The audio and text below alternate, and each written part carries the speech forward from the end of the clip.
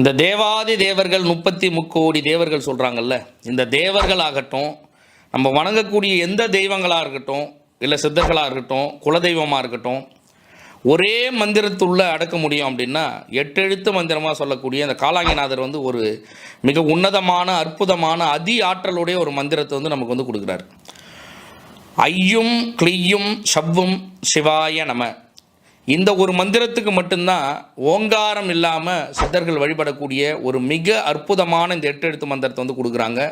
இந்த 8 எழுத்து மந்திரத்துக்கு கூட நம்ம எந்த தெய்வத்தை அழைக்கணும்னு நினைக்கிறோமோ அந்த தெய்வத்துடைய பெயரை மட்டும் நம்ம சேர்த்து வசிய ஸ்வாகா அப்படின்னு சொல்லிட்டு சொன்னால் போதும். இப்போ நம்ம கணபதி வசியத்துக்காக பயன்படுத்துகிறோம் அப்படின்னா ஐயும் கிளியும் ஷவ்வும் சிவாய நம கணபதி வசிய ஸ்வாக.